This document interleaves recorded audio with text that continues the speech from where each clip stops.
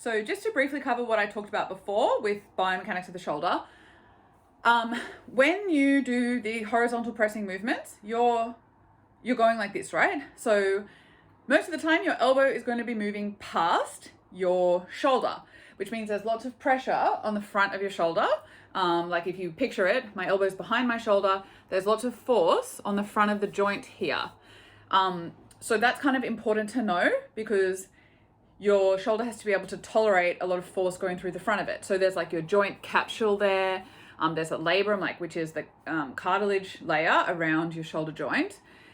There is the tendons of a bunch of your shoulder muscles there. And then also there is this bone on top of the AC is the acromion. It is the clavicle, and this joint kind of connect there. When you're going to go into that position, you're also putting a force through that joint. And depending on kind of where you are, when you're moving into more internal rotation, for example, the space underneath that arch gets less. So there's risk of squashing soft tissues, bursa, tendons, etc. in that little space, which is fine. So people used to call that like impingement, but that's not really an accurate term anymore. And people who have pain here, they just kind of refer to it as subacromial pain syndrome now, because it's just kind of like, you have pain there. That's all it's saying. I have pain here. A lot of the time people have pain here as well. So it's kind of more the front of the shoulder. And people often go, oh, it's biceps tendon, tendinitis or tendinopathy. Which is like, the thing is that in the shoulder, being able to diagnose a specific tissue is almost impossible. Because like when you go into this position, heaps of different things are put under tension or compressed or whatever it is. And to go, I know exactly which one it is. No, you don't. No one does, to be fair. Even if you get an MRI or an ultrasound or whatever, it's rarely able to tell you which one hurts. So it might show you stuff in your shoulder, but it doesn't tell you this one hurts. Sounds very illogical, but it's kind of true. And there's research that like they MRI pain-free and painful shoulder and they can't really find a difference in how they look. So there's a fair bit of evidence to indicate that that is the truth. Okay, so I'm going to give 4 kind of general reasons why you might have shoulder pain to bench. So the first one is really basic. You might have just done too much too soon. So if you started bench pressing all of a sudden and you started doing it like 2 or 3 times a week, when you haven't been doing that before, your structures need time to get used to it. Different structures have a different time for how long they need to get used to things. For example, tendons is about 72 hours. So if you bench on Monday and then you bench again on Wednesday and then you bench again on Friday, they might not get used to it. And instead of getting stronger and adapting to that, they might get less tolerant.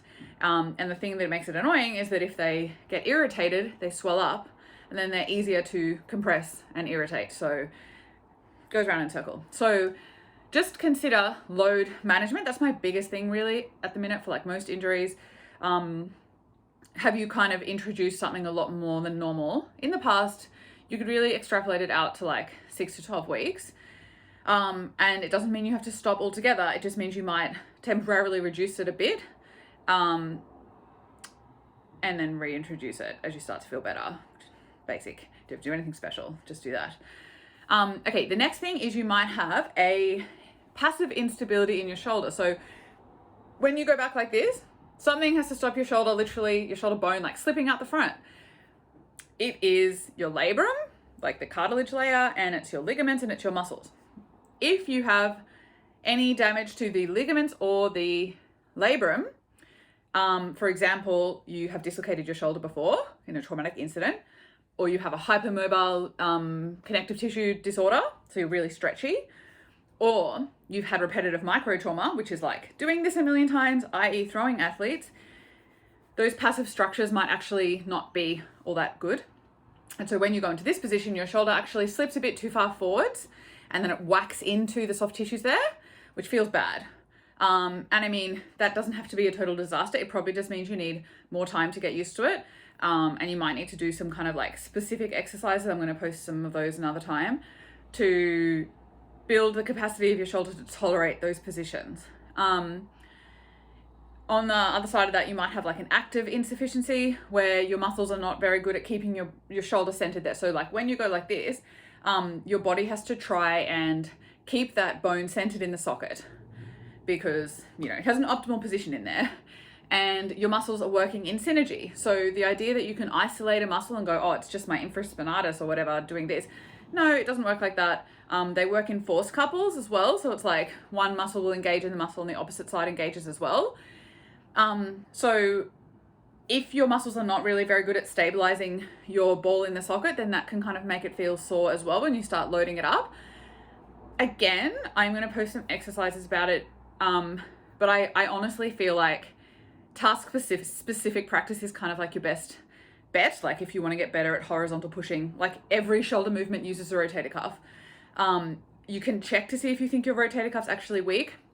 The rationale is your rotator cuff muscles like pull the humeral head back and down. And so like if you're going into these positions and your humeral head slipping like forward and up, your rotator cuff muscles help pull it back and down. Or they form a solid block at the front that stop your shoulder pushing forward. Like either of those things are plausible. But again, like as soon as you use your arm, you're going to cause some degree of those muscles activating. And I suppose I kind of think that as long as you do a comprehensive, like every direction shoulder strength program, you're probably going to cover that. And you might want to do something specific to the task you're trying to do to get it specifically better at that. So like even push-ups if it's a bench. But again, I will post some exercise ideas about that soon. And I feel like that issue is probably the easiest to get used to out of all of them. And it also probably just comes with time and practice as well. Depends how much patience you have. And the last thing is a technique point. So, okay, if you're going like this, bench press, depending on where you aim on your chest, you'll be in either, so say you're aiming here, this is external rotation and this is internal, right? Okay, when you go here, my shoulders are relatively in external rotation. If I aim down here, they're relatively in internal rotation. This matters when you're in internal rotation. Like I said, it decreases the space under the arch and things get smushed in there. So like this kind of test is often provocative of people who have pain in there. They don't like that position. It makes it feel bad. So when you bench, like if you're in relative internal rotation, it might feel bad. And you can literally just change it by going, oh, okay, instead of benching like this, I'm going to drop my elbows and go like this. You can, by having that sort of back arch where you lift your back and pull your shoulders back kind of into the bench, like down back, you can get into a more externally rotated position. And just to throw another thing into the mix, some people have relatively less internal rotation on one side. So I'm one of these people. So I have heaps of external rotation on this side and I have much less internal. And the reason is potentially that like when I was a kid, I did tennis. And so you had to like, you know, Adam Meekins suggested that. And I was like, oh yeah. So I only have, I mean, this isn't the most accurate test because I'm not stabilized, but I honestly only have about that much internal rotation. So when I'm benching, I actually am in my end of range internal rotation and our joints struggle with end of range loaded positions. It's not bad. It's just harder to get used to, especially here. It actually kind of like loads the bones and it takes longer for them to adapt to stuff.